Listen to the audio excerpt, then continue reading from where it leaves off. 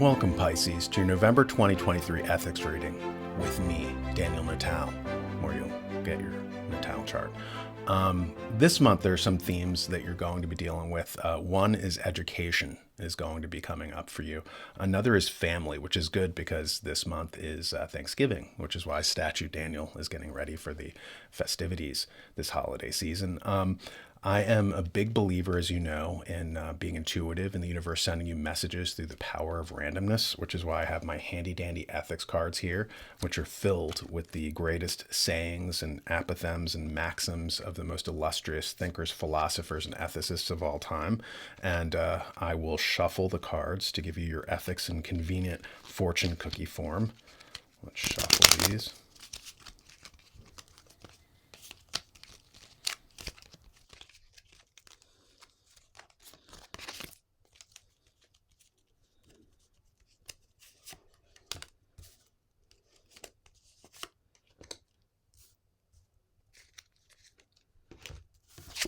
And the first message to you this month is health consists with temperance alone. Alexander Pope. Let me repeat that. Health consists with temperance alone, which is funny because I was just saying that it's Thanksgiving and you don't want to overeat. You don't want to drink too much. You don't want to kind of, test the limits of your health. One of the things that I have here, as you know, the actionable ethics symbol, which is an A and an E. It is not an Illuminati sign. It is an A and an E stylized, but it's also making a pun on the three levels of society that Plato talks about in the Republic. At the top are truth-based people, he says, which are like scientists and philosophers, people motivated by, what is real. In the middle are honor-based people, and those would be like cops or soldiers or politicians, people who crave honor. And at the bottom are senses-based people.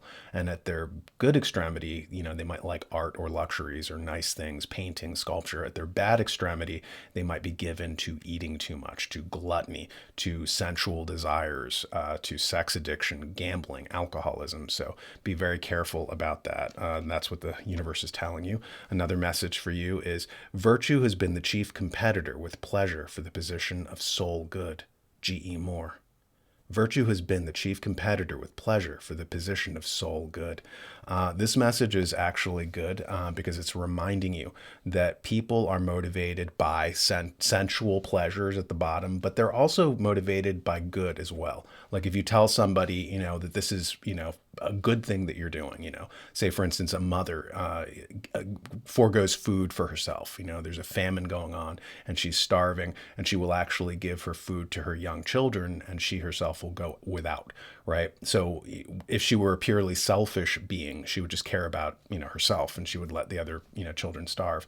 But the fact that she's giving of herself, that she's willing to take that hit is a reminder that sometimes people don't do things just for the cheap short-term sensory, kind of kickoff, but they do it for the good of something. And that actually exists too. And that's what the universe is kind of telling you to think about this month.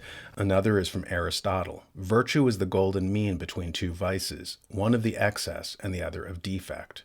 Let me repeat that. Virtue is the golden mean between two vices, one of the excess and the other of defect. This is basically Aristotle's famous golden mean thesis, in which, you have like a target, like a bullseye that you're trying to hit, and you can either go too far one way or too far the other, like Goldilocks. The porridge might be too hot, might be too cold, but you want the porridge that's just right in the middle. And this is true. Say, for instance, your target is truth. Then if you go too far one way, you get the excess, which is exaggeration. You get go too far the other way and you get irony, which is kind of like the minimization of kind of the point, and this month, this is what you're being told to concentrate on, kind of do the Goldilocks phenomenon, try to aim for the golden mean, which is good because if it is Thanksgiving, then you might be concentrating on food being too hot or too cold, but yeah, get the food right in the middle. And that is your kind of message this month. And I will see you next time. Remember to hit the like and subscribe buttons.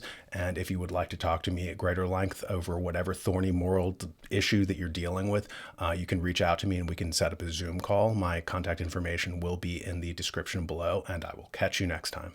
Get my book, Actionable Ethics, to understand the basic concepts of ethics, as well as to learn how and why moral structures permitted us to create an advanced civilization. Without those moral structures, society falls apart.